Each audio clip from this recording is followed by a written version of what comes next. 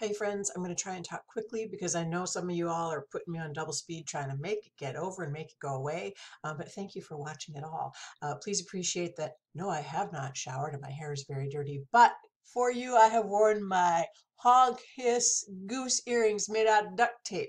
There's a local maker that does this. Okay, on the screen we have sort of a quiz that I found online about some of the small peculiarities of MLA format. Let's look at number 1. What's the problem? Do we want to choose A or B? In A, in Death and Justice, so we know that's the name of an article, it has quotation marks around it. In Death and Justice, Edward Koch, former mayor of New York City, argues that, quote, so we have words taken directly from the article, quote, life is precious and the dot, dot, dot, that's an ellipses that lets us know some words from the original text have been left out here. So life is precious and the death penalty helps to affirm this fact. Then in parentheses, in the parenthetical citation, we see the page number that this was taken from, this quote, 857. Then we have a period and we have the ending quotation marks for the quoted material. All right, in the second one, we have the same stuff, but the difference that we see is at the end. So we see the parenthetical citation of 857, but we notice that the quotation marks aren't coming after it, they're coming before it. So if you look at these, do you think A or B is correct? Dun, dun, dun. All right, is B. B is correct. Why? Because the ending quotation marks should not come after the parenthetical citation. They should come at the end of the quoted words that were taken from the article. So you want the quoted words set off by these quotation marks at the start and at the end. And then after that, you provide the parenthetical citation with the page number. At the very end of everything is where we see the period, okay? Number 2, we start with a quote. Arguing about whether non-traditional families deserve pity or tolerance is a little like the medieval debate about left-handedness as a mark of the devil. Side notes, I'm left-handed. When I was in kindergarten in the 1970s, way back when, guess what?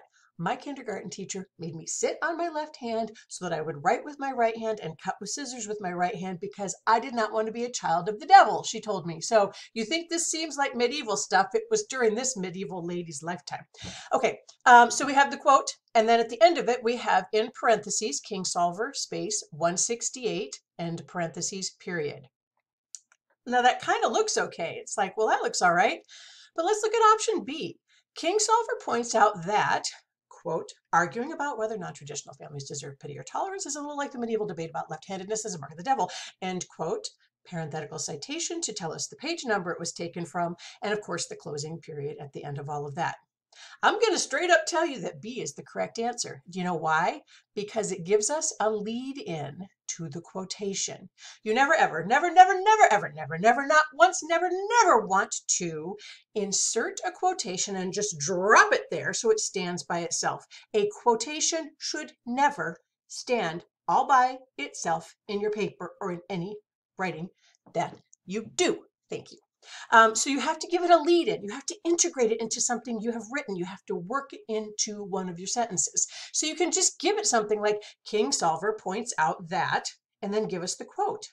So make sure you always handle the quotations. Give them a lead in. And then after the quotation, don't just kind of like chug on your merry way. You know what you need to do? You need to hang out with that quote for a second. Interpret it, analyze it, apply it to your argument. So you want to lead into your quote and integrate it into a sentence you have written, and then you want to follow it up. We don't see that in this example because we're doing a quick quiz, silly. So anyhow, B is the correct one on number 2. Looking at number 3. Romantic poetry is characterized by the spontaneous overflow of powerful feelings, period. Wordsworth, 263, period. Then we have the second one. Romantic poetry is characterized by the spontaneous overflow of powerful feelings, no period. Then we have the parenthetical citation, Wordsworth 263. We see the closing period at the end. Which one's correct? Yes, once again, it's B. Are we seeing a pattern? Yes, we are. So you do not want to put a period before your parenthetical citation. You only need a closing period at the end. On to number 4. We see so many global warming hotspots in North America, likely because this region has more readily accessible climatic data and more comprehensive programs to monitor and study environmental change. Then we have a parenthetical citation. We have it from the article Global Warming Issues, quotation marks around the name of it. We have a space and we have the page number. And then, of course, we have the closing period after that. Next option, we see so many global warming hotspots, blah, blah, blah, blah, blah. The difference in this one is in the parenthetical citation, there's no quotation marks around the name of the article. Guess what? That's wrong! So the name of the article always goes in quotation marks, including within your parenthetical citations. You're welcome. Number 5, Sabalchik. I don't speak football player. Sabalchik has won 4 Super Bowl titles, 2 MLB MVP awards, and can bench 450 pounds. Then we have the parenthetical citation with the page number in it, and of course the closing period after that. Our second option, Sabalchik has won 4 Super Bowl titles, 2 MLB MVP awards, and can bench 450 pounds. McDonaldson, 67. So I'm looking at this and I'm thinking, I like B. Do we not all like B? I feel like you were at home thinking, I like B. You know what? Good for you. You should like B because it tells us the name of the author of the article or the source that this came from. We want to know who wrote the article that gave us all these good stats about our friends. So we have B, once again, being the correct answer out of these 2. Number 6, we're almost done. Hang in there, friends. The number of people afflicted with or affected by internet addiction has grown substantially since the days of AOL, America Online. And then we have a parenthetical citation, Johnson, 23. This disorder afflicts nearly 20% of adults and 10% of children. And then another parenthetical citation, Smith, 203. Our second choice, B, is the number of people afflicted with or affected by internet addiction has grown substantially since the days of AOL. This disorder afflicts nearly 20% of adults and 10% of children. I'm going to say, by the way, another sidebar for y'all.